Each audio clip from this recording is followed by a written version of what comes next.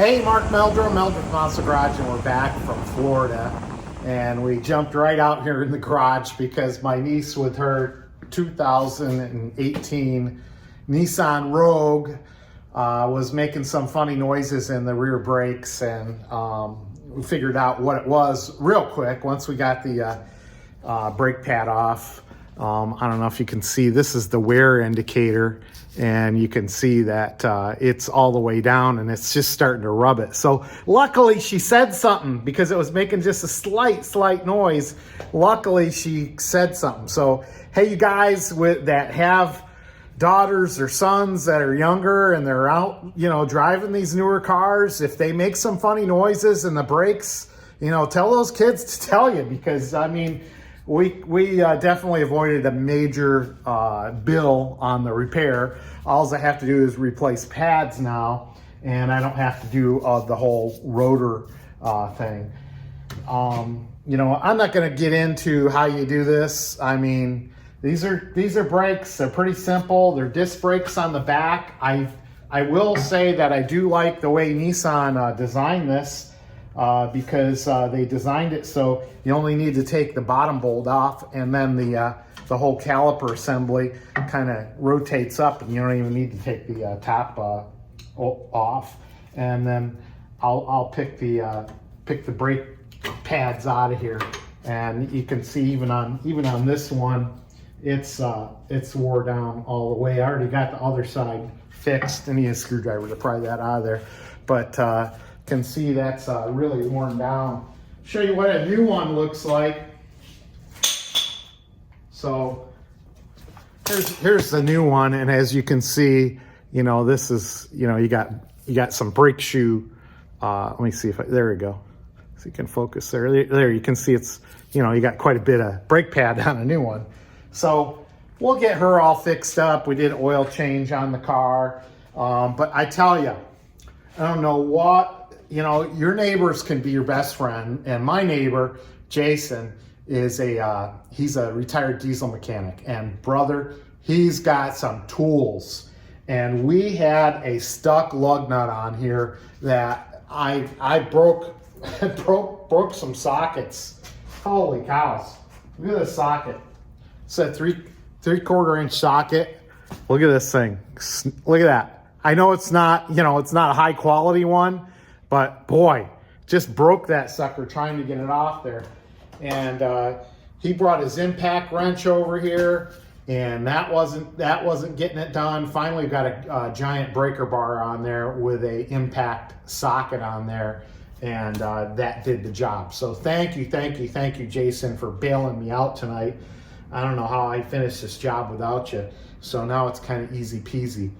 But and why am I doing this for Shelby? I don't like working on these cars. I tell you what, I don't like working on these newer cars that have been in the salt, and this car's got 101,000 miles on it. And while it's pretty well maintained, once these cars get into the salt, it's really hard to get these nuts and bolts off. And I'll put some anti-seize on here to make sure we can get it apart, or the next guy that works on it can get it apart in the future. But don't call me up wanting me to work on your cars. I every once in a while I'll do it for some really, really good friend or relative, but I want to stay in the restoration business. I know I have my problems there too, but you're not on a timeline. You don't need to get the car out the door right away. You can take your time. You can do it right. We get this car in here. She's got to drive to the airport. She's a stewardess. And she got to drive this car to the airport probably tomorrow. So we got to get this job done tonight. But I know I'm rambling, but it's been a while since I've talked to everybody, and I want to thank you for that IROC video. Oh my God, it's up to 80,000 views. Woo! Man, oh man, thank you to all my subscribers. And we're gonna get back out in the garage next week and start working on the Chevelles again. I got a very, very special surprise for you about a new Chevelle coming into Mike's Garage. So I'm super excited about that. When I was down in Florida, I was at Past and Present. I saw how my car was, and hopefully they got somebody interested in it right now. So hopefully he purchases my 72 SS Chevelle convertible.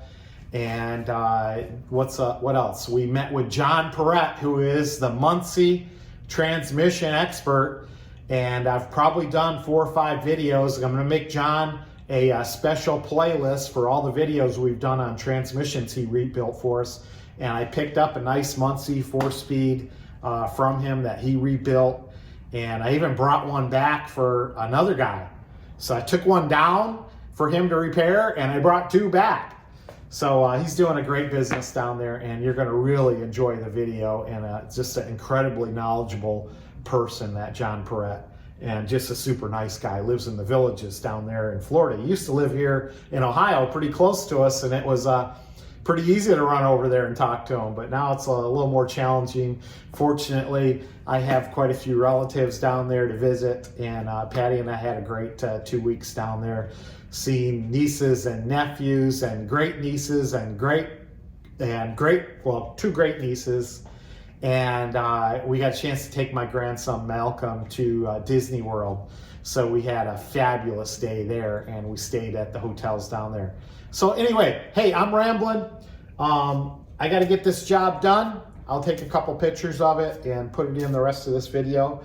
If you got any questions on how to do brakes on a 2018 Nissan Rogue, I'm an expert now, so ask away. And don't forget to like and subscribe. Thank you to all my new subscribers, and I promise that I'll get back out in the garage next week and show you some Chevelle stuff. And I'll probably post some stuff this weekend of our trip that has some Chevelle-ness down there. All right, Mark Meldrum, Meldrum's Monster Garage.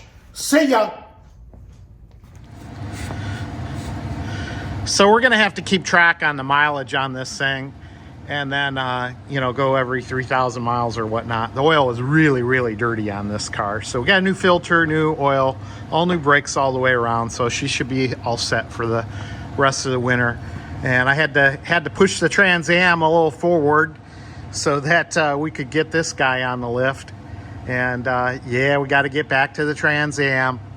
So lot of interest in 3rd generation Firebirds and Camaros now. I mean, if one sold for $95,000, who knows how much mine is worth? It's got to be at least worth half of that. I only got 29,000 miles on mine, original owner of the car. So some people ask me, hey, Mark, why did you get rid of the 72 Chevelle convertible? You've had that for 25 years. Well, that's because I've had this car for almost 30, 40 years now. Holy cows. I got this car before I got married. So, yeah, this truly is the car I want to hang on to, and my son wants the car too. So, hey, different strokes for different folks. I've got a lot of nasty comments on that video about the Camaro. I just delete them because, hey, this is a cool car. It's great styling. And you can put power into these cars. When I was drag racing this thing and I was giving it a little juice, we had this thing running 1278s. So it's nothing to sneeze at. And that's with a 327 rear-ended this thing. So anyway, all right, I got to get this buttoned up, put the wheels on, get her back on the ground, do a test drive, and then call it a night. All right, see you again.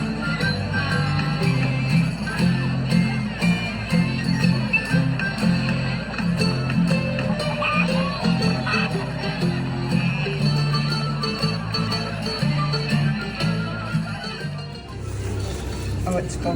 Would you get this straight? Okay. There you go. Be the great pirate at your command. Methinks today be your lucky day, party. But I have a bit of wisdom especially for you. Listen closely. A closed mouth gathers no fun.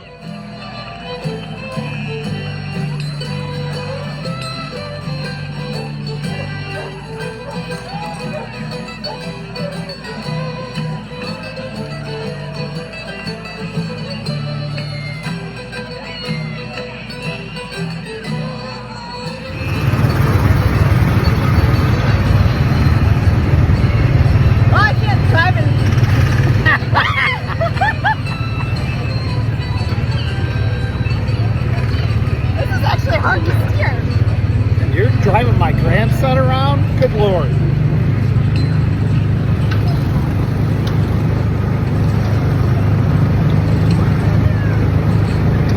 Oh, I'm supposed to text Mark. I can't get it to straighten out. Get better air.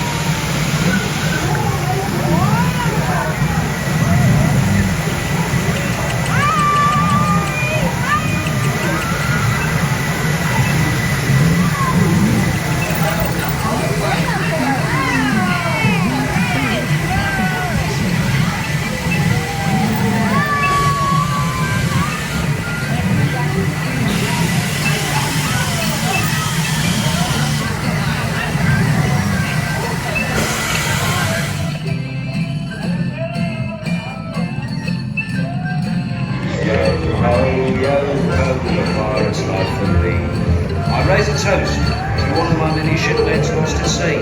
Salute. That's me. Drink up behind the show.